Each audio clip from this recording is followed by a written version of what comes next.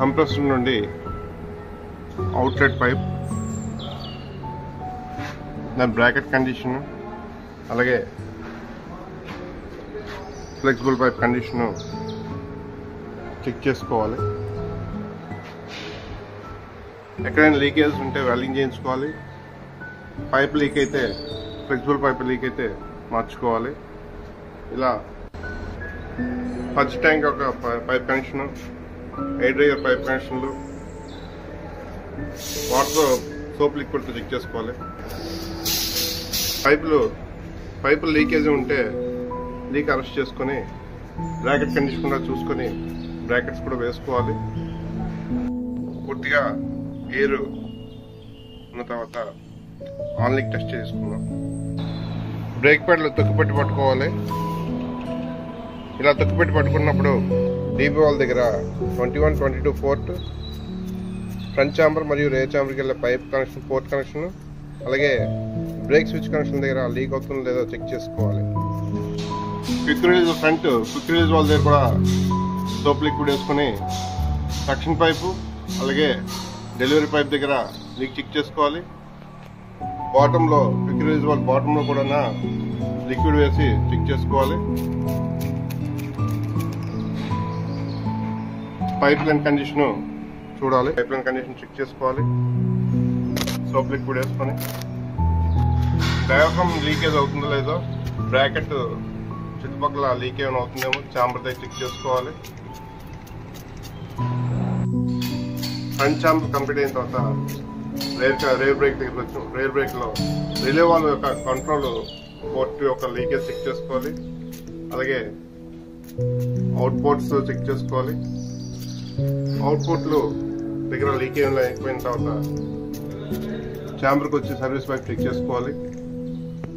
మరియు diaphragm condition, bracket దగ్గర leak అవుతుందో లేదో ఆఫ్ లీక్ సిస్టమ్ చెక్ చేయడం ముందుగా పూర్తిగా ట్యాంక్ లో ఎయిర్ తీసి ఇంజిన్ స్టార్ట్ చేసి ఎయిర్ బిల్డప్ టైం చెక్ చేద్దాం.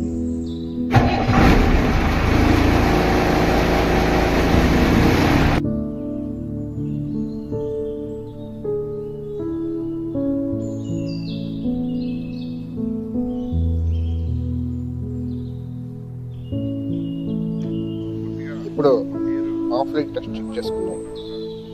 ఒక ట్యాంక్ నుండి పూర్తిగా ఎయిర్ డ్రైన్ చేసి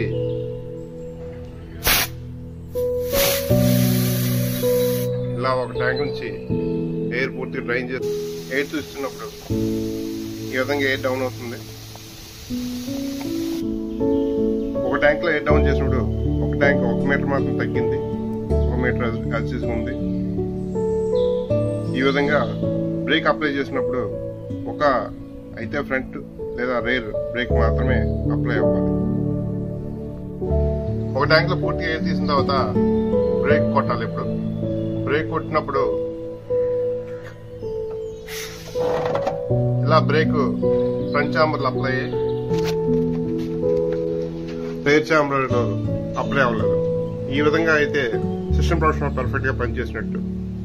ముందు ఒక ట్యాంక్ నుండి ఎయిర్ తీసి చెక్ చేస్తాం. అదే విధిగా రెండో ట్యాంక్ నుంచి కూడా ఎయిర్ రిమూవ్ చేసి చెక్ చేయాలి. ఈ 2 పద్ధతులు పూర్తయిన తర్వాత సిస్టమ్ ప్రొడక్షన్ వాళ్ళ దగ్గర పూర్తిగా ఎయిర్ ఉన్నప్పుడు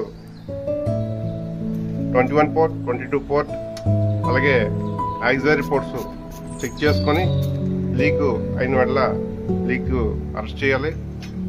అలాగే ట్యాంక్ యొక్క పోర్టుల దగ్గర కూడా లీక్ అవుతుందో చెక్ చేయాలి. ట్యాంక్ డ్రైన్ ప్లగ్స్ లీక్ అవుతుందో లేదా చెక్ చేయాలి. అవసరమైతే డ్రైన్ ప్లగ్స్ కొత్త మార్చుకోవాలి. హ్యాండ్ బ్రేక్ తీసుకున్నప్పుడు ఛాంబర్ దగ్గర హ్యాండ్ బ్రేక్ కనెక్షన్ లీక్ అవుతుందో లేదా చెక్ చేసుకోవాలి. పోర్ట్ నెంబర్ 12 లీక్ అవుతుందో లేదా చెక్ చేసుకోవాలి. అలాగే క్విక్ రిలీజ్ వాల్ దగ్గర సక్షన్ పైప్, అవుట్లెట్ పైప్ మరియు క్విక్ రిలీజ్ వాల్ కూడా లీక్ అవుతుందో లేదో బాటంలో లిక్విడ్ వేసుకుని చెక్ చేసుకోవాలి. హ్యాండ్ బ్రేక్ సిస్టంలో లీక్ ఉన్నదో లేదో చెక్ చేయాలంటే సర్వీస్ బ్రేక్ ఒక పైప్ తీసి రిమూవ్ చేసి ఇక్కడి నుంచి ఎయిర్ లీక్ అవుతుందో లేదో చెక్ చేసుకోవాలి. ఎయిర్ లీక్ అని అట్లా ఛాంబర్ మార్చుకోవాలి.